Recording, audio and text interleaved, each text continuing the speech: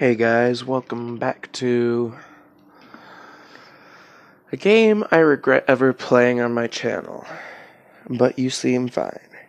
It's really sad.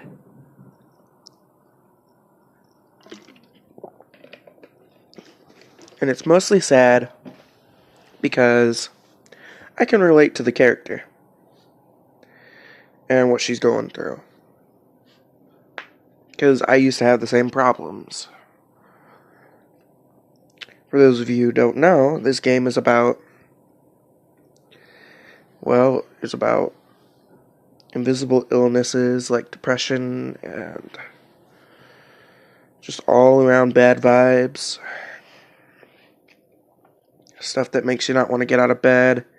You should go check out the previous episode if you haven't seen this one. And let's get started. I'm going to be playing music in the background.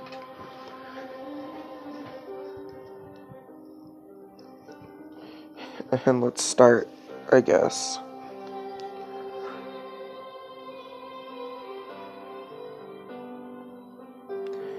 You wake up in your bedroom. It's just another Monday.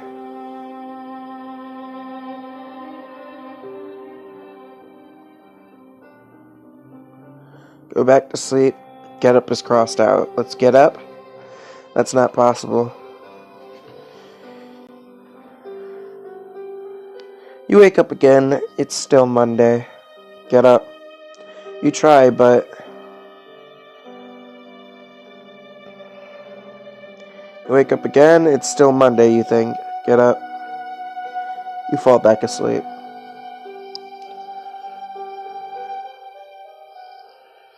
Ray, get up. We're not going to be late today. You grumble as you get out of bed and change into some clothes. Mom hauls you into the car to take you to school.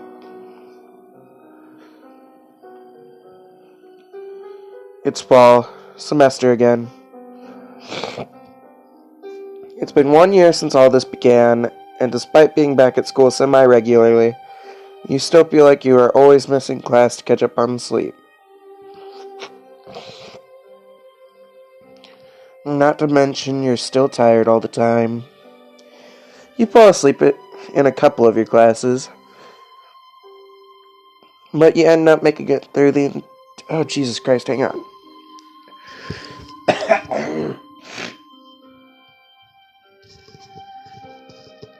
Okay, sorry about that. But you end up making it through the entire school day. Despite taking several naps, you're still exhausted. Drama club, Sadie's house, chamber orchestra, or home. Sadie's house. You haven't seen Sadie since before summer ended. You're not sure you want to open that bag of worms right now. You don't have the energy to deal with her today. Your phone vibrates in your pocket. It's a text from Mom. She's out front to pick you up for another doctor's appointment. Right. It's your first appointment in a while, actually, but you got a strong recommendation from one of your previous doctors. Maybe this time it'll be worth the cost. You grab your backpack and head down to the main office.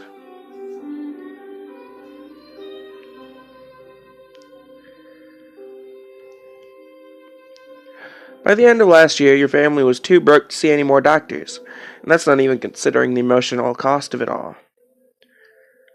But after a summer of no doctor visits, your family has saved up enough money and paid enough bills to start looking into solutions again. The doctor comes in. Her coat reads Dr. Shipley. Funny, that sounds like a sci-fi captain's name. Mom launches into an explanation. Dr. Shipley, like all the rest of the doctors, listens to the spiel. She, like all the rest of the doctors, nods her head.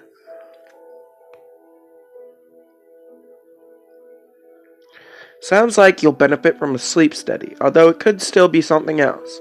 Let's get you scheduled for one. You sigh heavily, but make the appointment nonetheless. You schedule it for next week in the sleep lab at the hospital. At least this test will be harder to fail, given how great I am at falling asleep. 1 week later.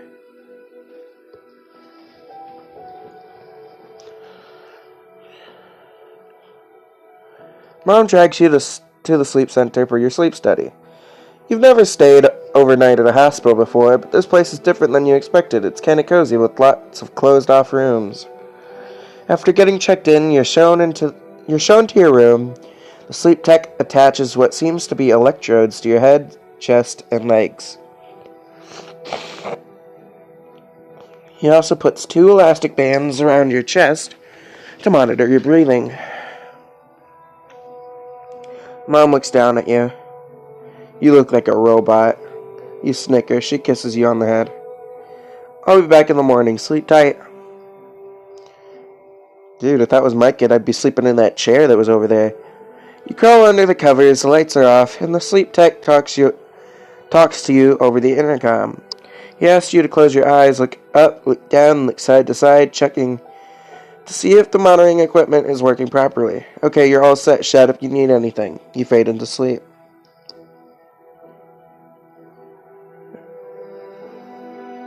Despite having numerous cords attached to you, you sleep fine. Once you wake up, the sleep tech helps take some of the electrodes off, but not all of them. It's time for the nap test. We'll have you try and fall asleep for 30 minutes every few hours. Once the nap tests are done, you will be free to go. You do the first 2 nap tests and fall asleep easily. It seems like you're passing. I could hear your stomach grumbling from the other room. How about I order some food from the hospital's cafeteria? You nod. That sounds pretty good. Ooh, I get to pick? Mac and cheese, a sandwich, or soup. Ooh, I want a legendary sandwich. Your food arrives at the lab, and you take a break to chat out. Not the finest meal I ever had. I wish Mom had packed me something. Time to get back to taking naps. This actually isn't as bad as you thought it would be.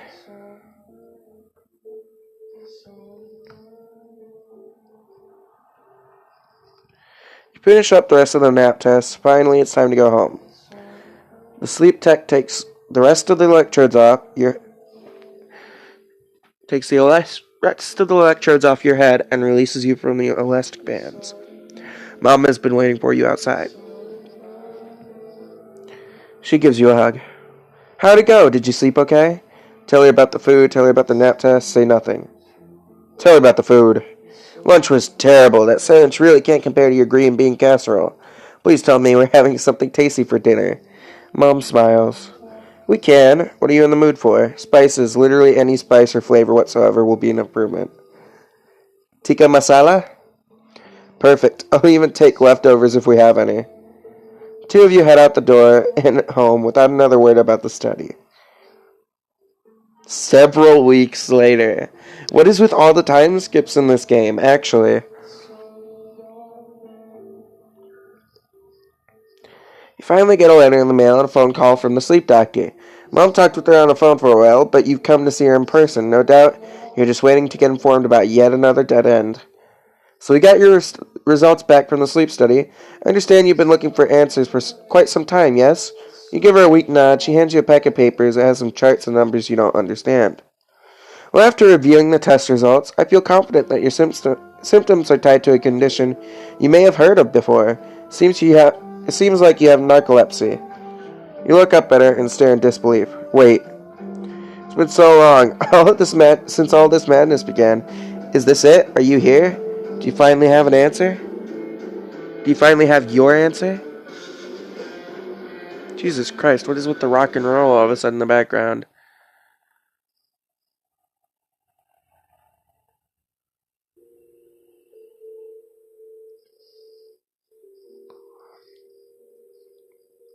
Let me turn that sound off so I can hear the music in the background.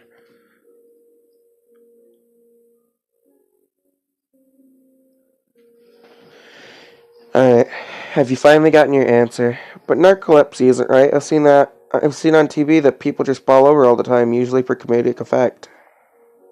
A few years ago, someone dressed up as a narcolepsy man for Halloween, and it was pretty funny to just see him keel over and snore. That's not what I have.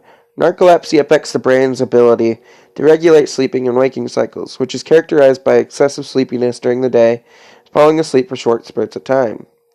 Sleep doesn't really do the job that it should be doing, so you wake up less rested than you should. You nod.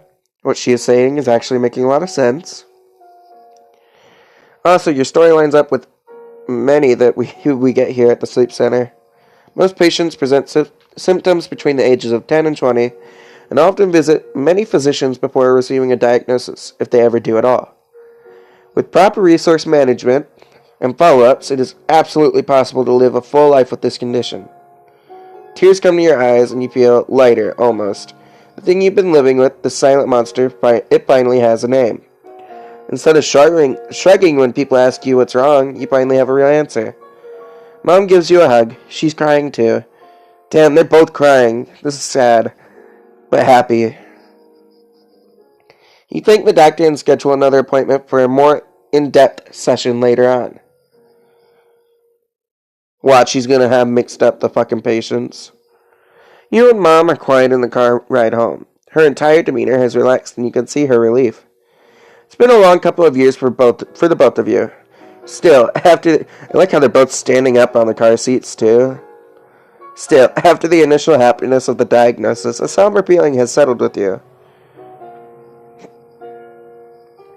You haven't said much since leaving the office. What's up? Be honest. Never lie, people. I feel like I'm supposed to be happy about this, but I'm just not. Mom looks over at you, egging you on to say more. I don't know. I thought having a diagnosis would help. And it does help a little bit, but now we have to deal with the aftermath. You sigh heavily. Speak freely. I have to deal with this. You've just been along for the ride. Mom looks taken aback by this response, but doesn't say anything. Alright, I know these past months have been hard on you, but I really am trying my best. It hasn't been easy on me either. Say nothing. Bite your tongue and let her speak. It's been heart-wrenching watching you change from the happy, boisterous girl. The fuck does boisterous mean? Happy, boisterous girl you were to the worn-down person you are now. What these past few months have done to you? No young person should have to go through that. But that's no excuse to stop trying.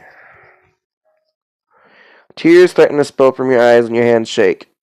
I'm not stupid, Mom. I know what managing a disease means. It means it's not curable. I'm gonna have to live like this forever. If there isn't any hope of getting better, why should I try at all? Mom pulls the car over to the side of the road, turning off the car so that she can look at you head on. Ray Kim, what problems do you see in the world? What? Come on, it's not that hard of a question, is it? Name a problem that you can see. Kind of a vague question, but you ponder it nonetheless. There's inequality, of course, and wars overseas, but also the corner store stopped stocking strawberry milk over the summer, which was a real bummer. Then there's everything you and Mom saw. Doctors didn't take you seriously, a lack of understanding for people about what you're experiencing. It hurts your heart to think of those things. Empathy. People don't relate to things they don't understand. Okay, who is going to solve that problem? Again, you are at a loss for words. Because the way I see it, if you see a problem and no one is there to fix it, isn't it on you to take the first step? You stop and think about that for a second. Did you get that off of a Facebook post? Ray, I'm being serious. You need to have a goal to work towards in order to keep going. Having a positive outlook on things is easy when life is going well, but sometimes life just sucks. When situations are out of your control, you can either wallow in your own thoughts, or you can control what you can, your outlook. But if you give up, there's no way for them to ever get any better. I don't want to lose my daughter to some condition she may have. I want you to find a way to be happy despite it. That's all I have ever wanted for you. Can't help it anymore and spring forward to hug your mom. You cry into her shoulder, and she pats your head. You both sit there for a bit until you calm back down. Your father and I are here for you. Speaking of, where the fuck is Dad? I've only seen the mom this entire game, basically. And we always will be. You can't just give up hope on living a good life. You nod in her arms. You understand what you need to do now. It's Tuesday. Sadie is down the hall walking toward you, but she hasn't looked up from her phone yet. It's now or never. Sadie. She looks up and sees you smiling. She can't help but smile back. Ray, long time no see. Are you visiting again? No, I'm actually back for real this time. You all better now? Your smile falters just for a moment. No, I got a real diagnosis, though. I think this one is legit, too. You both stand there looking at each other. It's been months since everything went down between the two of you, and you aren't quite sure what to say at this point. Look, I'm sorry I've been kind of distant. Everything just kept piling up, and I didn't know what to do with myself. But you actually tried to reach out when no one else seemed to care. I should have been a better friend to you. You shift your weight and take a deep breath. I was wondering, do you want to come over and rate with me after school today? Sadie smiles, but there's something behind her eyes that upsets you. It's pretty obvious how much your fight hurt her. Maybe this wasn't such a good idea. Sure, I would love to come over. What are you working on these days? Fucking Sadie. Sadie was my favorite character before the fight. You laugh nervously, silently breathing a sigh of relief. I actually haven't touched my story since last year, so there's that. Gosh, that seems like a lifetime ago.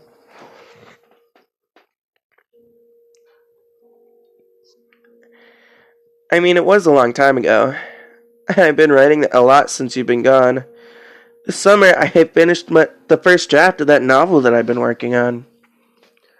Sadie, that's amazing! Sadie's bright face shines back at you. Thanks. You know, I actually am in need of a proofreader.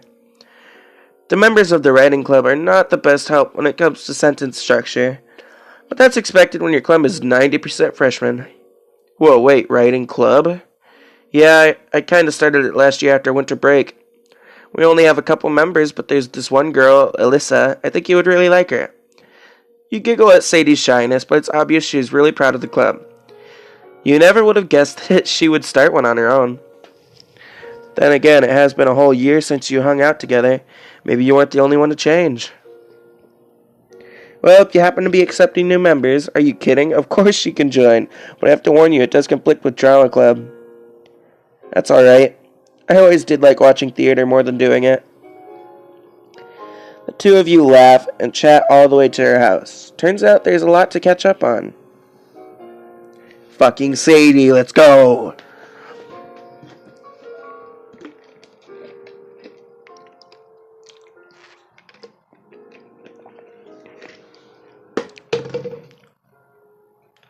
Holy shit.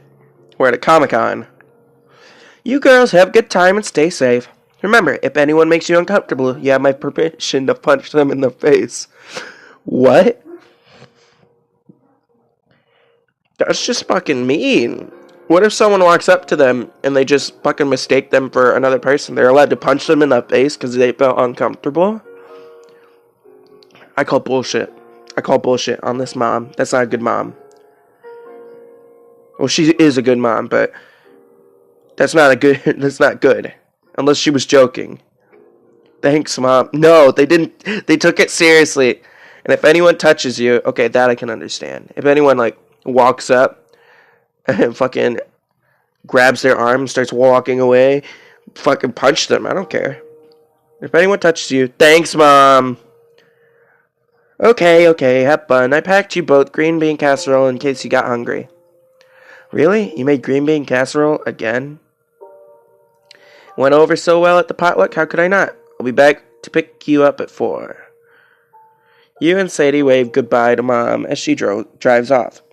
It's been a few months since you and Sadie reconnected, and the two of you have settled into a comfortable friendship once again.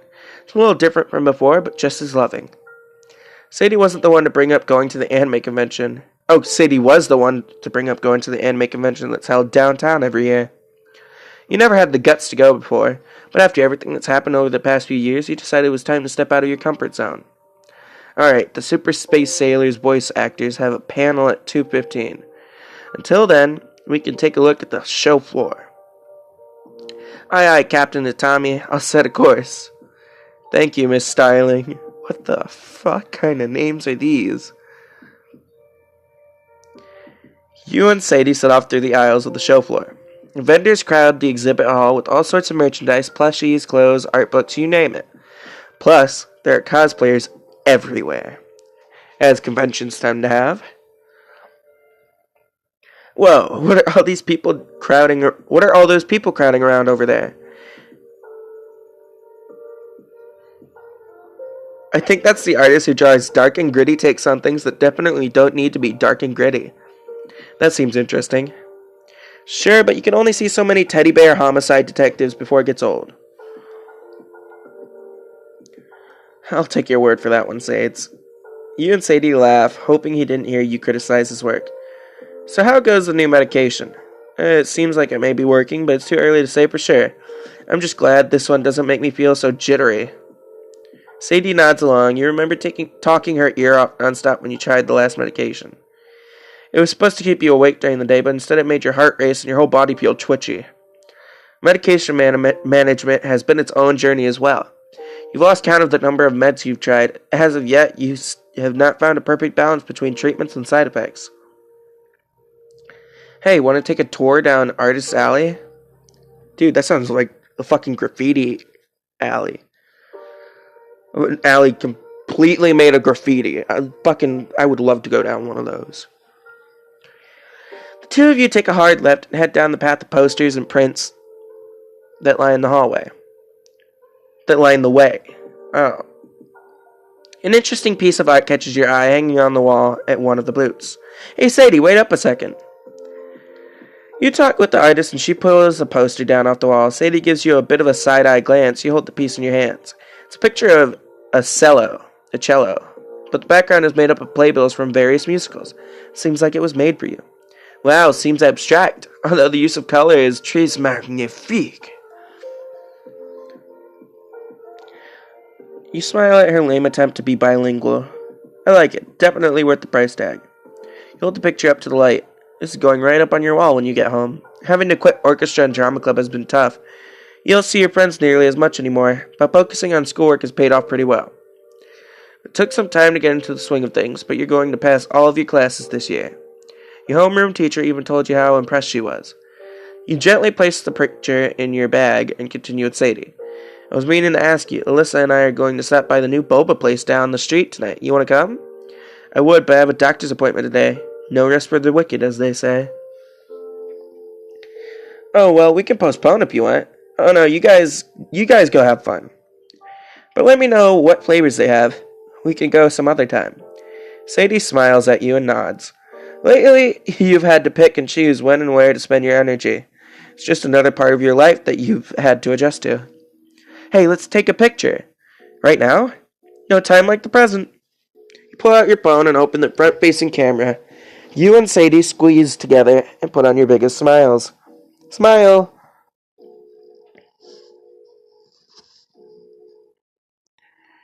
Aw, feeling fine. Camera shutters, freezing the moment in time. That's adorable! Look at them! Oh my god, look at their hair, right? Why is it so sparkly?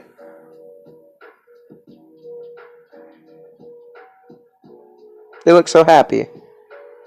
Despite everything, life has found a new version of normal for you. You'll look back on this moment when you need to remember how much love and support you have in your life.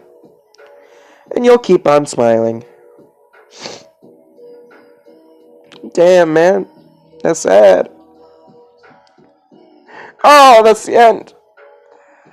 Thank you for playing. This game was created by KJam. Alright, we're going to watch all the credits. Because, honestly, I need to talk about that fucking game. Alright? It had its ups and downs and ups and downs and ups and downs and way ups and way downs. But other than that, it was amazing. I loved it. It was a great game altogether. Main character was very, I don't know. She acted like she actually had one of those diseases. And I'm sure one of these people actually made this game off of one of their own diseases, or, well, honestly, I don't know what to call it. Like, from their own experience or from a friend's experience, maybe. Maybe the game developer was Sadie, and their friend was the main character.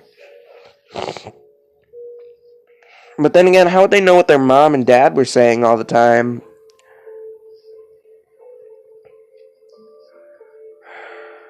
Guess a friend could have told him the story. I feel like this is spot on what invisible illnesses have. Excuse me. Excuse me, Jesus. I feel like this is spot on an invisible illness in a video game. Like, it may not have been depression, but the fact that it took so long for them to get a diagnosis is real. It really happens that way, and it's terrible. It takes a lot of time, energy, money, and a lot of patience. And the fact that you got to choose a couple of things here and there was pretty good, but we were just basically along for the ride at that point. It was an amazing game altogether. I loved it. It was really sad towards the end of last episode, but I think we really got a happy ending here. And the fact that Sadie is back in our lives means that we're going to get better. And honestly, I feel really proud to have played this game. I usually would have never played it because, well, not on stream, because I don't like pointing out invisible illnesses because they're just terrifying to deal with and all that. They're just absolutely scary for everyone involved. The parents have to see their child change in a bad way most of the time. It could be a good way sometimes, but that depends on if their parent didn't like them before, and that would be even sadder if they didn't. Anyway, guys, I hope you enjoyed this episode of But You Seem Fine. Let me know if you want more videos like this where I just read stuff. And leave a comment down below of what game you think I should play next. Don't forget to like and subscribe for more.